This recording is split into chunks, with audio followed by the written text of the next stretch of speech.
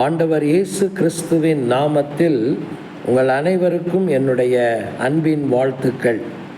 திருமறை தியான நேரத்திற்கு உங்களை அன்போடு கூட நான் அழைக்கிறேன்.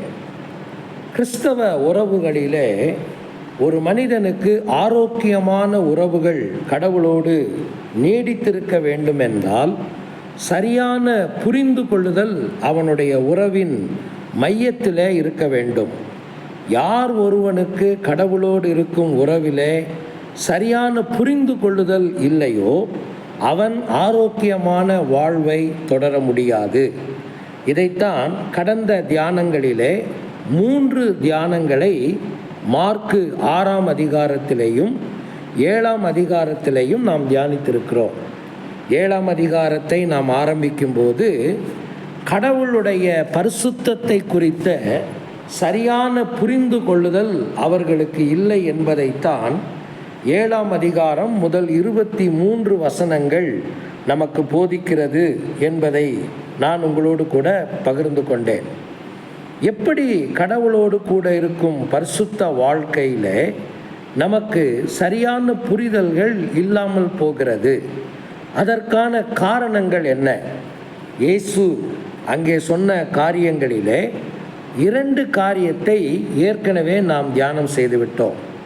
யார் ஒருவன் கடவுளோடு கூட இருக்கிற உறவிலே தன்னுடைய பரிசுத்த வாழ்க்கைக்கு பதிலீடுகளை தேடுகிறானோ அவனுடைய வாழ்க்கையில் கடவுளுடைய பரிசுத்தத்தை குறித்த சரியான புரிதல் இருக்காது என்பதை நாம் தியானம் செய்தோம்.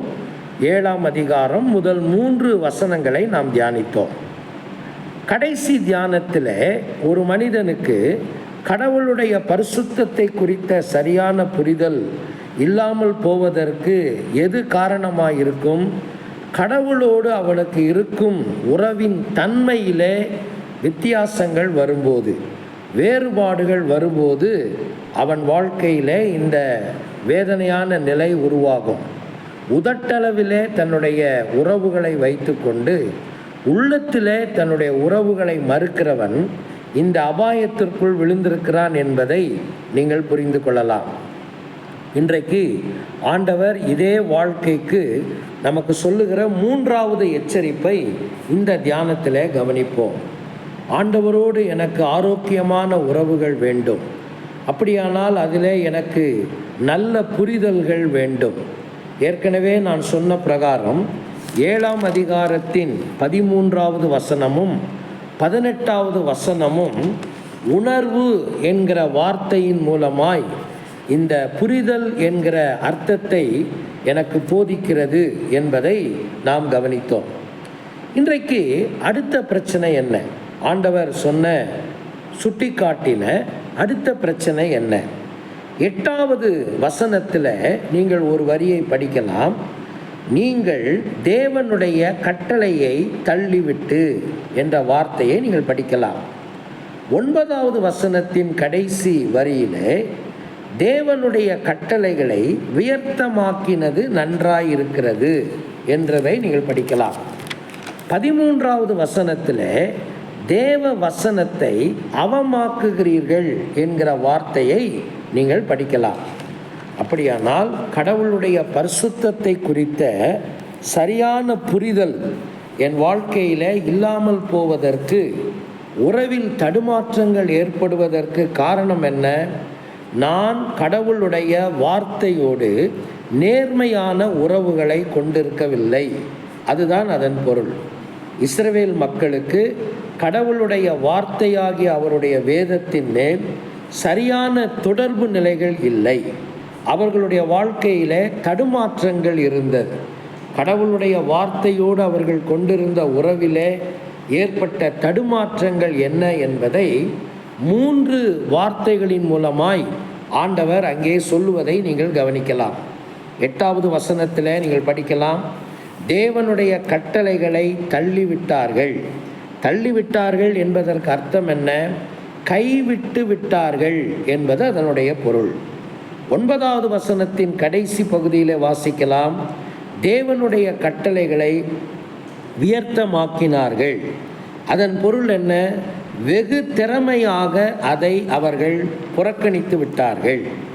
13வது வசனத்தில் வருகிற தேவ வசனத்தை அவமாக்கினார்கள் என்கிற வார்த்தைக்கு அர்த்தம் என்ன? பயனற்றதாக்கி விட்டார்கள். எந்த ஒரு மனிதன் தன் வாழ்க்கையில் கடவுளுடைய வார்த்தையை கைவிட்டு விடுகிறானோ, வெகு திறமையாக அதை தன்னுடைய வாழ்க்கையில் புறக்கணித்து விடுகிறானோ, அல்லது அதை பயனற்றதாக்கி விடுவதற்கான முயற்சிகளை எடுக்கிறானோ, நிச்சயமாய் கடவுளுடைய பரிசுத்தத்திற்கும் அவனுக்கும் எந்த விதமான தொடர்புகளும் இல்லை. இன்றைக்கு இருக்கிற சமுதாய சூழ்நிலைகளிலே நம்முடைய கிறிஸ்தவம் இந்த பெரிய அபாயத்தில் தான் விழுந்திருக்கிறது. அநேக கள்ள பிரசங்கிமார் இன்றைக்கு நம்முடைய மத்தியில் தோன்றி மனித கற்பனைகளை நமக்கு உபதேசங்களாக போதிக்கிறார்கள். இதைத்தான் அன்றைக்கும் அந்த இஸ்ரவேல் மக்கள் மத்தியில் இருக்கிற மத தலைவர்கள் செய்தார்கள். 7வது வசனத்தில் நீங்கள் அதை வாசிக்கலாம். மனுஷருடைய கற்பனைகளை உபதேசங்களாக போதித்து என்று நாங்கள் வாசிக்கலாம். என்றைக்கு மனிதர்கள் முக்கியத்துவப்படுத்தப்படுகிறார்களோ, அவர்கள் கொடுக்கிற போதனைகளும் கட்டளைகளும் முக்கியத்துவம் பெறுகிறதோ, அன்றைக்கு கடவுளுடைய வார்த்தை இந்த 3 பரிதாபமான நிலைகளுக்கு நம்முடைய வாழ்க்கையிலே தள்ளப்படுகிறது. கடவுளுடைய பரிசுத்தத்தை குறித்த எந்த அடிப்படை அறிவும் இப்படிப்பட்ட மனிதர்களுக்கு இருக்கவே முடியாது. பரிதாபமான ஒரு நிலை என்ன? இன்றைக்கு நம்முடைய தமிழகத்தில் பல விசுவாச மக்களுடைய பரிதாபமான சூழ்நிலை என்னவென்றால், கடவுளுடைய வார்த்தையோடு அவர்களுக்கு ஆரோக்கியமான உறவுகள் இல்லை. அவர்கள் இதைத்தான் செய்கிறார்கள். வீட்டிலே வேத புஸ்தகம் இருக்கிறது, ஆனால் அது வேத புஸ்தகமாக இல்லை, மந்திர புஸ்தகமாகத்தான் இருக்கிறது. அநேகருக்கு பயம் வந்தால் அந்த வேத புத்தகத்தை மார்பில் வைத்து கொள்வதற்கும், கெட்ட சொப்பனங்கள் வந்தால் தலைக்கடியிலே வைத்து கொள்வதற்கும், பிசாசுகளை விரட்டுவதற்கு அடுத்தவர் தலையிலே வைப்பதற்கும், வாக்குத்தத்த வசனங்களை தேடுவதற்கும் தான் கடவுளுடைய வார்த்தை இருக்கிறதே அன்றி கடவுளோடு உறவு கொள்ளுவதற்கு இல்லை என்பது வருத்தமான செயல். நண்பர்களே, இந்த காலை தியானத்தில் ஆண்டவர் உங்களோடு கூட பேசுகிறார். தேவனுடைய வார்த்தைக்கு நீ கொடுக்கிற முக்கியத்துவம் என்ன?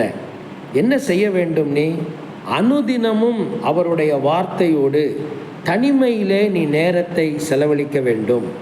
போதுமான நேரத்தை கடவுளுடைய வார்த்தையை தியானிக்கவும் அவரோடு ஜெபத்தில் தனித்திருக்கவும் நீ பழகிக்கொள்ள வேண்டும்.